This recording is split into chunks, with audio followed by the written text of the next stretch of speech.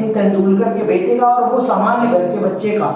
वो सामान्य घर का बच्चा सचिन तेंदुलकर के बेटे को तभी बीट कर सकता है जब सरकार उसको थोड़ा एक्स्ट्रा दे, एक्स्ट्रा उसके पीछे कुछ उसको थोड़ी एक्स्ट्रा अपॉर्चुनिटी दे, कुछ उसको रिलैक्सेशन दे कि हाँ तू इतना भी कर लेगा।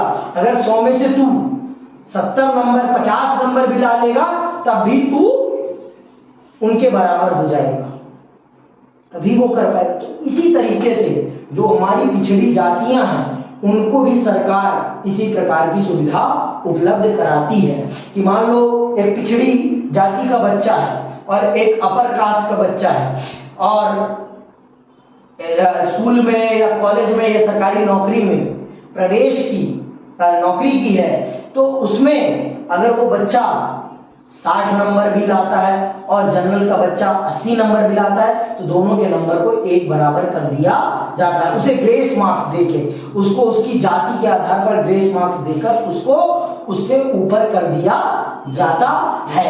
क्यों? क्योंकि उसके समाज ने, उस बच्चे के समाज ने एक लंबे समय में अत्याचार झेला है, जिस कारण से वो बच्चा अभावपूर्ण परिस्थितियों से आ रहा है। और आप जिस परिस्थिति से आ रहे हैं, आप बहुत ही संपन्न परिस्थिति से आ रहे हैं। एक बार के लिए आपको मौका नहीं मिलेगा, चल जाएगा, लेकिन आज अगर उसको मौका नहीं मिलता तो उसके समाज का उद्धार नहीं हो पाएगा। वो फिर उसी गर्द में चला जाएगा, उसी बर्बाद जिंदगी में चला जाएगा। इसलिए अगर उसे निकालना है उस जिंदगी से तो हमें उसको कुछ अतिरिक्त सहूलियत देनी पड़ेगी, उसको अतिरिक्त सहूलियत देनी पड़ेगी। और जिसे हम आरक्षण कहते हैं, जिसे हम आरक्षण कहते हैं, समझ में आई बात? तो ये है आरक्षण, जिसमें सरकार पिछड़ी जाति के लोगों को एक्स्ट्रा सहूलियत देती है, हर चीज में एक्स्ट्रा सहूलियत देती है, जिससे कि वो सामान्य समाज के लोगों के साथ आगे बढ़ सकें, सामान्य समाज के लोगों के साथ आगे बढ़ सकें और कंधे से कंधा मिलाकर समाज में आगे निकल कर आ सकें। ठीक, तो ये है आरक्षण। आप आरक्षण को समानता का विरोध नहीं कह सकते, आप आरक्षण को समानता के विरुद्ध नहीं मान सकते। ये समानता को स्थापित करने के लिए ही लाया गया है, तो इसे आप समानता के विरुद्ध नहीं कह सकते हैं। आगे सुनिए, ठीक।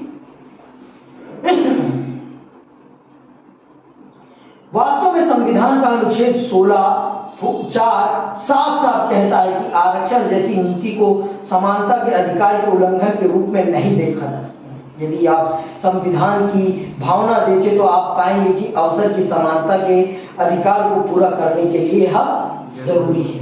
तो ये जो चीज है आरक्षण जो है, आप इसे समानता का उल्लंघन नहीं मान सकते। मतलब ये समानता के विरुद्ध नहीं है, ये समानता को स्थापित करने के लिए बहुत जरूरी है। अगर आप रिजर्वेशन नहीं देंगे तो वो पिछड़ी जात का बच्चा कभी आगे बढ़ ही नहीं पाएगा। भाई अगर उस बच्चे को, वो सामान्य घर के बच्चे को अगर सरकार कुछ एक्स्ट्रा प्रोवाइड नहीं करेगी फैसिलिटी, तो क्या वो सचिन रमेश तेंदुलकर के बच्चे को बीट कर पाएगा? कभी नहीं बीट कर पाएगा। क्यों? क्योंकि जितनी सुविधाएं उसके पास है उतनी सुविधाएं उस बच्चे के पास नहीं है। तो इसलिए सरकार को उसको कुछ एक्स्ट्रा प्रोवाइड करना ही पड़ेगा, तभी वो उतने आगे बढ़ पाएगा। तो अगर कोई कहता है कि रिजर्वेशन गलत है तो उसको 2 बार अपने गाल पर तमाचा मारना चाहिए और फिर जाकर इतिहास पढ़ना चाहिए, फिर जाकर समझना चाहिए उसे कि समानता को स्थापित करने के लिए आरक्षण लाया गया है। समानता का उल्लंघन नहीं करता आरक्षण। समझ में आई बात? आगे सुनिए, ठीक है। तो अनुच्छेद 21 पढ़ रहा हूं मैं, ठीक है। तो ये जान लो आप। तो ये है आपका समानता का अधिकार, ये है आपका समानता का अधिकार। अगर आपको कोई भी किसी भी प्रकार का डाउट हो तो आप कमेंट बॉक्स में जरूर पूछिए, मैं उसका उत्तर देने का प्रयास करूंगा। और इसी के साथ मैं आपसे विदा लेता हूं। जय हिंद, जय भारत।